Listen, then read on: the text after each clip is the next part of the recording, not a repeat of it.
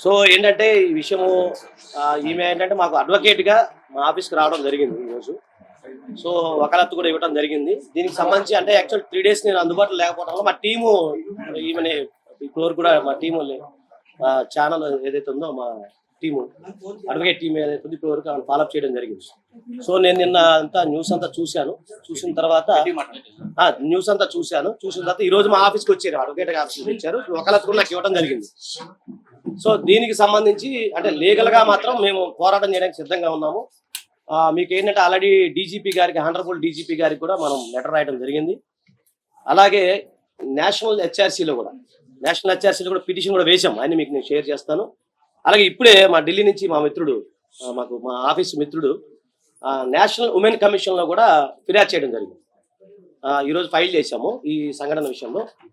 దానికి సంబంధించి ప్రతిదీ కూడా మా దగ్గర ఎవిడెన్స్ అంతా ఉంది. అది కూడా మేము కూడా క్రాస్ చెక్ చేయడం జరిగింది. ఇది అవునా కాదా అన్న ఫస్ట్ మా టీంని వీళ్ళు ఏమి అప్రోచ్ అయినప్పుడు అది నిజమా కాదా, ఎందుకంటే చాలా మంది వస్తుంటారు కాబట్టి.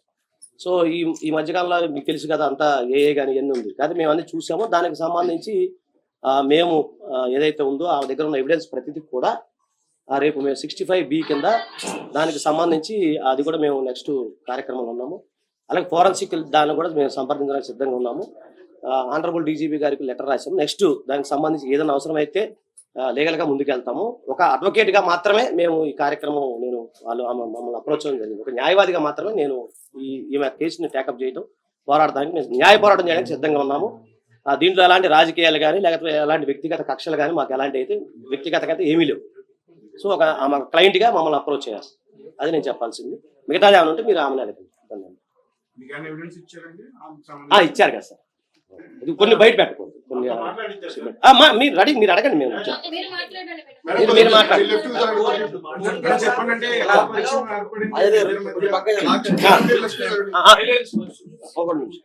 ముందు ఆమె చెప్పని తమ్ముడు, నాకు చెప్పిన తర్వాత మీరు అడగండి.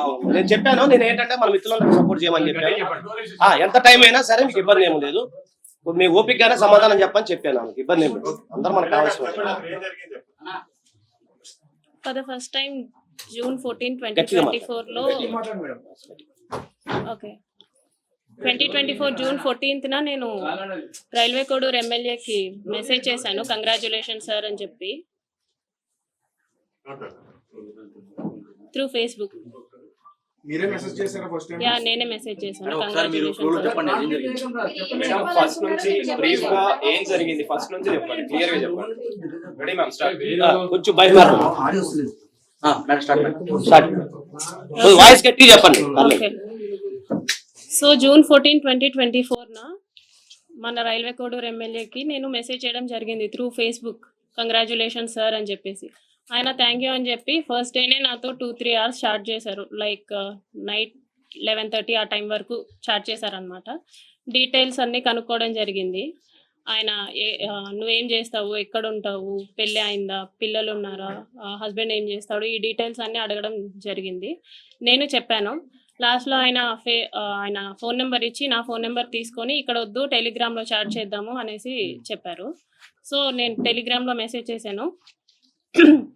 2 days బాగానే మాట్లాడారు నాతో, అంటే నార్మల్గానే మాట్లాడారు. అందరూ ఎలా ఫ్రెండ్లీగా మాట్లాడతారో అలాగే మాట్లాడారు. సో కంటిన్యూస్ చాటింగ్ అనమాట. 2 days తర్వాత వీడియో కాల్స్ చెయ్యి, నీ న్యూడ్స్ పంపించు అని ఈ టైప్ ఆఫ్ మెసేజింగ్ చేయడం జరిగింది నాకు. సారీ సార్, నేను న్యూడ్స్ అయితే అట్లాగా పంపించలేను, వీడియో కాల్స్ కూడా నాకు కంఫర్టబుల్ కాదు అనేసి చెప్పాను అనమాట. నేను నా బాబు మాత్రమే ఉంటాం ఇంట్లో, నాకు ఒక కేర్ టేకర్ ఉంది. న్యూడ్స్ పంపించమని ఒక 3-4 days అడిగారు బాగా. నేను పంపను అనేసరికి కొంచెం బెదిరించడం లాంటివి చేశారనమాట. ఓకే న్యూడ్స్ పంపొద్దు, నేను నీతో మాట్లాడాలి, నన్ను పర్సన్గా మీట్ అవ్వు, ఇన్ పర్సన్లో మీట్ అవ్వు అని చెప్పేసి అన్నారు.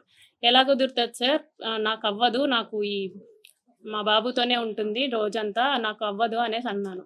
ఒక 2 days బాగా బతిమలాడుకున్నట్టు అడిగారు అనమాట నన్ను. మీట్ అవ్వచ్చు కదా, ఈ టైంకి మీట్ అవ్వచ్చు కదా, నేను ఈ టైంకి ఫ్రీ అవుతాను అనేసి ఇలా అడగడం జరిగింది. నేను రిజెక్ట్ చేశా. ఆ తర్వాత కొంచెం ఆయన అధికారం చూపించడం లైక్ నేను రైల్వే కోడూరు ఎమ్మెల్యేని, నా కోడూరు ఇది ప్రస్తుతానికి, నువ్వు ఇక్కడే జాబ్ చేస్తున్నావు, నీ ట్రాన్స్ఫర్ కూడా నా చేతిలోనే ఉంటుంది, నీ ప్రమోషన్స్ కూడా నా చేతిలోనే ఉంటుంది అని ఈ టైప్ ఆఫ్ మాటలు మాట్లాడడం స్టార్ట్ చేశారనమాట. నాకు అర్థమైంది సార్, మీరు ఎంత చెప్పినా సరే నేనైతే కలవడం జరగదు అనేసి నేను చెప్పాను. ఆ, ఆయన ఫోర్స్ చేస్తూనే వచ్చారు. నేను ఈయనకి ఫోన్ కాల్స్లో మెసేజెస్లో చెప్పడం అర్థం కావట్లేదేమో అని చెప్పేసి నేను కలుస్తాను. జూలై 9th కలిసాను. For the first time July 9th కలిసాను. ఆయన షెడ్యూల్ అంతా అయిపోయిన తర్వాత నైట్ 8 o'clock అలాగా వచ్చి నన్ను పిక్ చేసుకున్నారు. మా ఇంటి దగ్గర పిక్ చేసుకొని తీసుకెళ్లారు. రైల్వే కోడూరు నుంచి కడప రూట్ వెళ్దాం అనేసి అన్నారనమాట. Railway Koduru to Kadapa route 90 kilometers వస్తుంది. కడప వరకు 90 kilometers వస్తుంది. సో స్టార్ట్ అయ్యాము. మా బాబుతో మా కేర్ టేకర్ ఉంది. ఇన్ ద మీన్ వైల్లో ఆయన మళ్ళీ ఎందుకు కలవని అంటున్నావు, ఎందుకు మెసేజెస్కి అలా రెస్పాండ్ అవుతున్నావు, ఎందుకంత పొగరు చూపిస్తున్నావు అని చెప్పేసి ఈ మాటలు మాట్లాడారు. రాజంపేటకు వచ్చేసరికి రాజంపేట టు బాక్రాపేట మధ్యలో ఒక డార్క్ విలేజో మరి ప్లేసో నాకు ఐడియా లేదు, అక్కడ ఆపారనమాట. ఆపిన తర్వాత నేను ఎందుకు ఆపారండి అంటే, ఎందుకు నువ్వు నాతో సరిగా ఉండట్లేదు, ఎందుకు నేను అడిగినవన్నీ చేయట్లేదు అని చెప్పేసి కాన్వర్జేషన్ స్టార్ట్ చేశారు. లేదండి నేనైతే ఆ టైప్ కాదు, నేను ఇక్కడ 5 years నుంచి ఉంటున్నాను, నేనైతే ఆ టైప్ కాదు, నేనేంటో నా జాబ్ ఏంటో అన్నట్టు ఉండేదాన్ని అనేసి నేను చెప్పాను. నువ్వు నాకు సెక్షువల్లీ కావాలి అనేసి ఆయన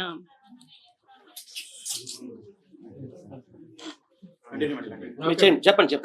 కనీసం మాట్లాడివ్వండి చెప్పండి నన్ను. చెప్పండి. Okay, okay. సో ఆయన సెక్షువల్ సాటిస్ఫాక్షన్ కావాలి నాకు నీతో అనేసి అన్నారనమాట. లేదు సార్ నేను అవన్నీ చెయ్యను అనేసి చెప్పేసరికి ఆయన నా బాడీ పార్ట్స్ టచ్ చేయడానికి ట్రై చేస్తూ నన్ను ఫోర్స్ చేయడానికి ట్రై చేశారు. కార్ డోర్ ఓపెన్ చేసేలాగా నా జుట్టు పట్టుకొని ఇలా లాగారు, ఎడ్జ్ ఆఫ్ మై హెయిర్ పట్టుకొని లాగారు అనమాట. నా ఫ్రంట్ సీట్, నేను ఫ్రంట్ సీట్లో కూర్చున్నాను. రెక్లైనర్గా బెండ్ చేసేసి నా మీదకి వచ్చేసి నేను అరవబోయాను. ప్లస్ చేతులు ఇలా పట్టేసుకున్నారు, 2 చేతులు, ఆయన ఒక చేతి ఇలా పట్టుకున్నారు, కొట్టారు ఫోర్స్ఫుల్లీ. నా ప్యాంట్ అది తీసేసి he force himself on to me for the first time. అయిపోయిన తర్వాత నేను భయపడిపోయి నేను వెనక్కి వెళ్ళిపోయాను. ఆ మధ్యలో నేను వెనక్కి వెళ్ళిపోయాను. ఆ సీట్ ఈ మిడిల్ ఆఫ్ ద సీట్ ఉంటుంది కదా, దాని నుంచి నేను వెనక్కి వెళ్ళిపోయి నేను వెనక్కి కూర్చున్నా. ఆయన డ్రైవ్ చేశారు, మా హోమ్కి డ్రైవ్ చేశారు. నేను దిగిపోతున్నప్పుడు చెప్పారనమాట, చాలా చాలా చేస్తున్నావు, ఇక నుంచి అట్లా చేయొద్దు, నువ్వు నా మాటే వినాలి, నేను చెప్పినట్టే చేయాలి. మీ హస్బెండ్ నిన్ను పట్టించుకోడేమో, నేను 1000 times ఎక్కువ పట్టించుకుంటాను నేను నిన్ను, సో నేను చెప్పినట్టే చెయ్యి, ఇది ఎవరికి లీక్ చేయొద్దు అని చెప్పేసి ఆ టోన్లో నాతో మాట్లాడారు. నేను దిగేశాను. For the first time on July 9th నేను కలవడం జరిగింది. దాని తర్వాత ఒక 2 days గ్యాప్ ఇచ్చి మళ్ళీ స్టార్ట్ చేశారు, కలుద్దాం, మీట్ అవుదాం అని చెప్పేసి ఈ type of messages, video calls ఆయన కంటిన్యూస్లీ వీడియో కాల్స్ నాతో చేసేవాళ్ళు. ఆయన ఏం చేసినా సరే నేను అతనితోనే ఉండాలి అనుకునేవాళ్ళు అనమాట. ఈవెన్ తింటున్నా, వాళ్ళ పీపుల్స్తో మాట్లాడినా, స్నానం చేసినా, రెడీ అవుతున్నా నేను అతనితోనే ఉండాలి అనే ఒక మరి శాడిజమో ఏమంటారో నాకు తెలీదు, తను అలా కోరుకునేవాడు అనమాట. ఏమన్నా అంటే, నీకు ఒక బాబు ఉన్నాడు, నువ్వు అది గుర్తుపెట్టుకో, నువ్వు అది మర్చిపోతున్నావు, నీకు ఒక బాబు ఉన్నాడు, నువ్వు మాత్రమే ఉన్నావు, అది మాత్రం గుర్తుపెట్టుకో అనేసి అనేవాడు. నిజమే, నాకు పేరెంట్స్ లేరు, నాకు మమ్మీ డాడీ ఇద్దరు లేరు, మా ఫాదర్ జాబ్ వచ్చింది నాకు. నా ఫస్ట్ స్టేషన్ రైల్వే కోడూరులోనే. నాకు ఒక తమ్ముడు ఉన్నాడు, కానీ దూరంగా చదువుకుంటున్నాడు వాడు. మా హస్బెండ్ వచ్చేసి సాఫ్ట్వేర్, ఆయన దూరంగా ఉంటాడు నాకు. నా బాబు నేను మాత్రమే ఉంటాం. ఆయనకు అది బాగా ఆసరా అయింది.